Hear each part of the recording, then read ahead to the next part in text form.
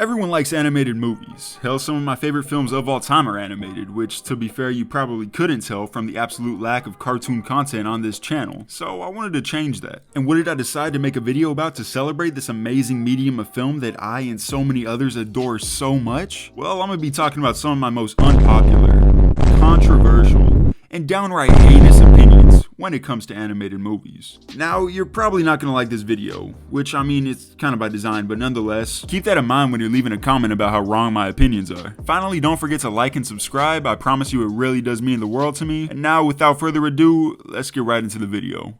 Alright, so I don't know if you guys knew this or not, but the Lorax is kind of amazing for some reason. Yeah, that thumbnail wasn't clickbait. Like, don't get me wrong, I fully understand why people hate everything about this. And it honestly might be the dumbest animated movie that I've ever seen. I mean, it shits all over Dr. Seuss's original classic and does pretty much nothing to justify its existence, while literally going against its whole premise, which essentially just makes the entire film pointless. Then you throw in a bunch of random celebrity casting and completely average CGI made by one of the most notoriously bad animation studios in Hollywood currently, and you have a movie that everybody should just kind of objectively dislike, but for whatever reason, it has the exact opposite effect on me. I really do love this stupid movie. And before you ask, no, I don't like the other Dr. Seuss Illumination stuff. So what is it about the Lorax that's any different, I hear you ask? Well, there's really one reason and one reason only. The Lorax actually makes me laugh. Now, notice I didn't say that it was funny, because apart from a couple of fairly well-written jokes here and there, the movie is mainly just a clusterfuck of idiotic scenes, characters, and dialogue.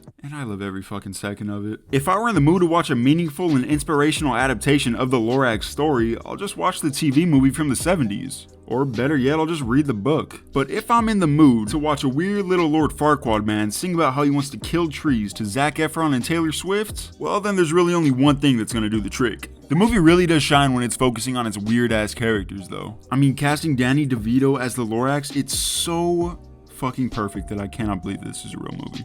And Aloysius O'Hare, the founder of O'Hare Air? How is this not cinema, bro? And this guy. I love this guy. You greedy dirtbag! The Lorax is pretty much just an hour and 26-minute long meme. And that's really the best way that I can describe it. If you haven't watched the Lorax 2012 or it's been a while since you have seen it, give it another chance. I'm not gonna lie, you'll probably leave disappointed, but to me, this is a perfect guilty pleasure in every sense of the word. Yeah, so that Lorax stuff is a little more unpopular now with this context. Oh well, you saw what you were getting into. I don't like Inside Out. Yeah, the critically beloved and universally adored family movie Inside Out. It's just not for me. Now don't get me wrong, I'm not a monster. I don't hate everything about the film. Like for instance, there's...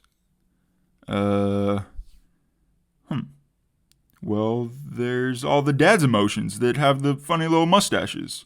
And that's pretty sweet, I think we can all agree on that.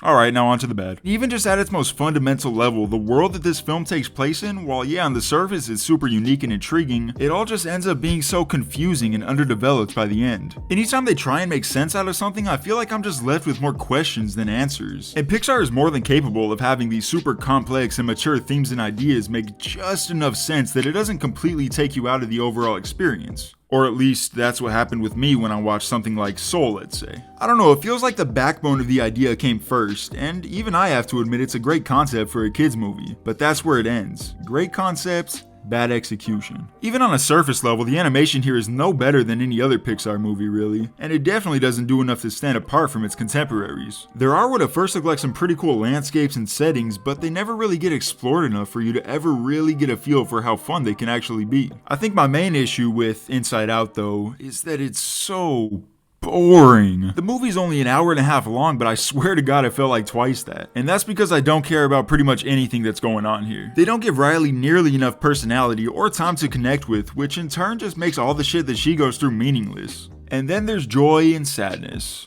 Oh boy. I don't really know how controversial this statement's gonna be, but I guess you can count it as a bonus fourth unpopular opinion. But I really do think that joy and sadness are by far Pixar's two most unlikable and annoying leads. Now I'm not really gonna go into this topic right now because I think it's something that can warrant its very own video. But just know that I hate these guys, and that's pretty much one of the main reasons why I don't like this movie. And don't even get me started on these losers, holy fuck! No, these guys are alright. But the movie just paints itself into a corner because there really isn't a lot that you can do with these emotion characters. Literally the whole point of them is to just be completely one note, which is fine, but it totally slams the door right in the face of ever seeing any character development with any of them. And any growth that you do see can just be boiled down to anger learns to not be so angry.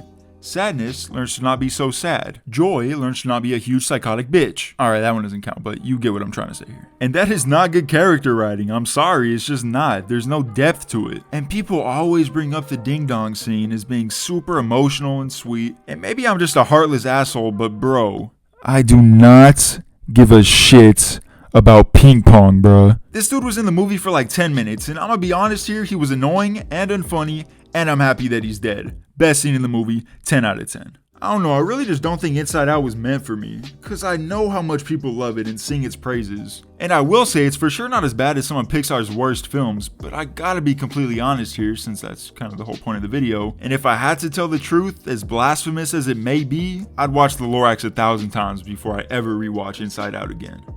So, most unpopular for last, I guess. When Toy Story 3 came out, I was 8 years old, filled with nothing but optimism and pure unbridled joy. And even then, after seeing this movie opening night with my family, I walked out of that theater disappointed. I loved and still do love the first two Toy Story movies, and I truly do believe that they are modern classics. And even Toy Story 4 I thought was a surprisingly good send-off and perfectly satisfying conclusion to the series. Oh, no, no, no, no, no, no, no.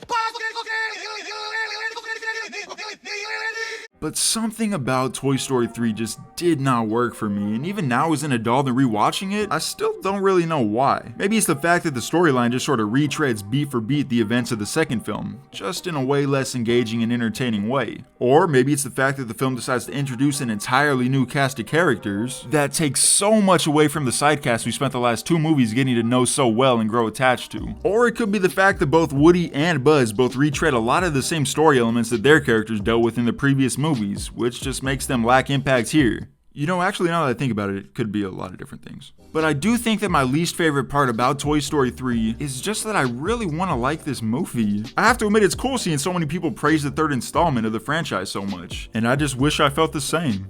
But I don't, so here we are. And there are some great moments here, particularly the opening scene and of course the final few minutes. I just wish that the rest of the movie kept this same level of originality and genuine greatness that it did in those few moments. So I think it goes without saying that I like the Lorax a lot more than this movie, but when compared to Inside Out, that's where it gets a little tricky. I think Inside Out is a worse movie overall, but it also just, it means nothing to me really. Whereas Toy Story 3 on the other hand, is a part of one of my favorite film franchises of all time. So I will say while it's not as bad, it is a much more disappointing experience than Inside Out. But don't fucking get it twisted, I still think the Lorax absolutely walks when it comes to both of these movies. You greedy dirtbag!